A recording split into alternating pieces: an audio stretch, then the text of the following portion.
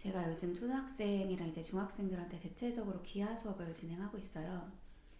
어, 그래서 약간 기하에 관한 감을 좀 심어주기 위해서 좀 여러 가지 시도를 해보고 있긴 한데, 최근에 해봤던 시도 중에 하나가 그 유클리드 원론에 있는 텍스트를 좀 보여줬어요.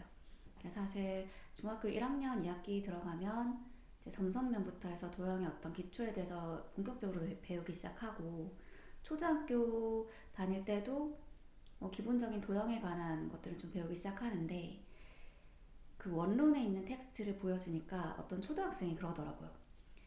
선생님, 이거는 철학 같아요. 이렇게 얘기하는 거예요.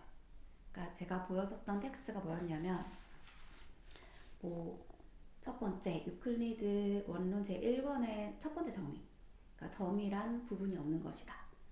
자, 이 말을 딱 보여줬는데, 그 초등학교 5학년 12살짜리 아이가 그걸 보더니 한참을 생각을 하는 거예요. 부분이 없다는 게 무슨 말일까? 그러니까 그 초우들이 그 텍스트를 보면서 그 칠판을 계속 멍하니 아무 생각 없이 본 건 아니고 진짜 집중해서 저 말을 이해하려고 노력을 하더라고요.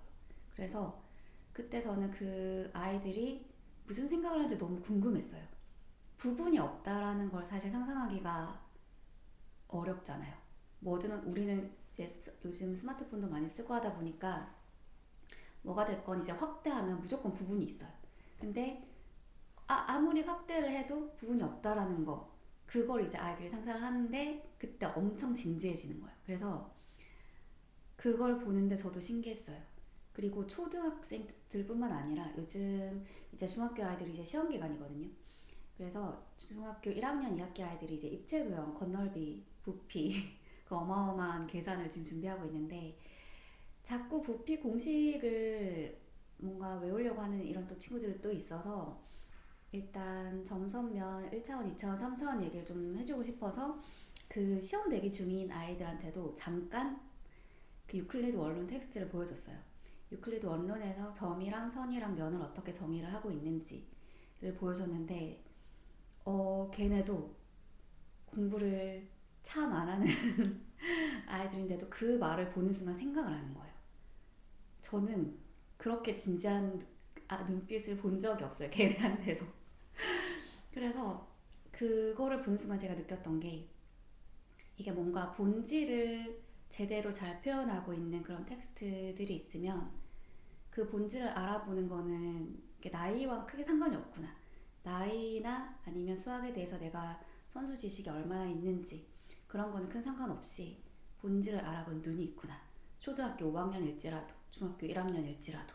자, 그러다 보니까 좀 생각했던 게, 지금 저희 수학 교과서나 이제 수학 문제집 같은 데는 보면은 정의가 와 진짜 재미가 없어요.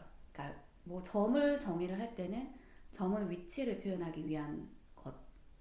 점이 모이면 선이 되고, 선이 모이면 면이 되고, 면이 쌓이면 입체가 되고, 막 그런 식으로 나와 있는데 이제 아이들한테 생각할 거리가 별로 없는 거죠. 뭐 예를 들어서 선이다.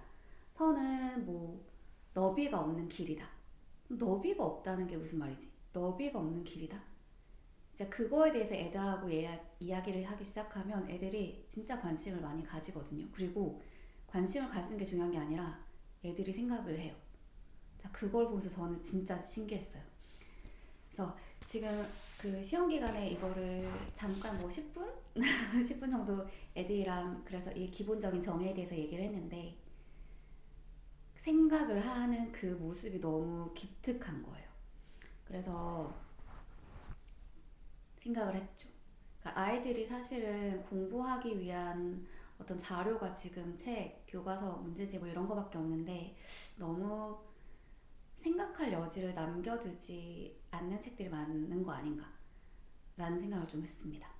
너무 빽빽하거나 해설서처럼 어떤 문제지들 보면은 진짜 엄청 말이 많거든요.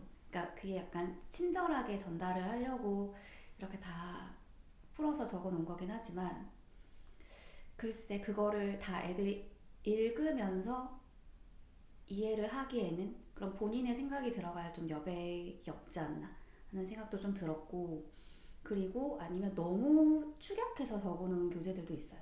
너무 축약해서 넣어놓은 교재들은 그럼 이제 사실 애들이 봤을 땐 좀 이해가 안 될 거고, 그리고 너무 좀 차갑게 느껴질 수도 있고.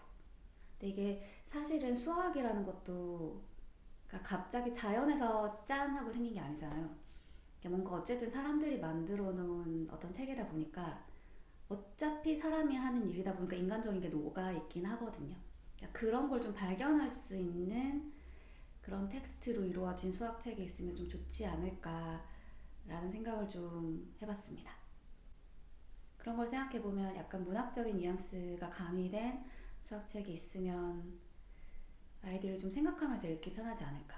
그렇다고 해서 그러니까 억지스럽게 어떤 특정한 실생활에 수학을 끼워 넣어서 이제 해석하는 이제 그런 것들은 좀 거부감이 들죠, 보면. 그래서 그런 거보다는 저도 뭐 정확하게 뭐 어떤 컨셉의 수학책이 좋을지는 잘 모르겠지만 그러니까 어쨌든 지금 현재로서는 그렇게 공부할 수 있는 그런 텍스트가 좀 없지 않나 이런 생각이 좀 들었고요. 그렇게 이제 수학에 녹아있는 그런 인간적인 면들을 수학에 녹아있다기보다는 수학을 표현한 어떤 텍스트, 그러니까 이제 수학도 인간이 만든 거지만 수학을 표현한 텍스트를 생성하는 것도 사람이잖아요.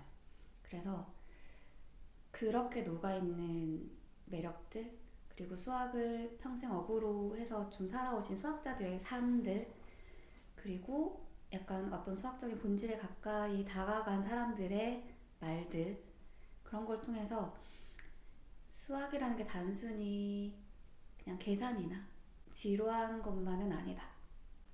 그래서 수학을 통해서 이제 느끼는 어떤 인간적인 고독 그런 거나 어떤 지적 욕구에 대한 어떤 본능이라든지 그런 것들 좀 채우는 경험을 좀 할 수 있으면 이제 단순히 이제 수학 공부를 좀 넘어서라도 내가 평생 어떤 무언가를 이제 배우면서 살고 학습하면서 살고 그리고 아니면 나의 어떤 인생의 기준점을 세우고 뭔가를 계획하고 그렇게 좀 내 중심을 잡고 살아가는데 이게 참 수학이 도움이 되지 않을까 하는 생각이 듭니다.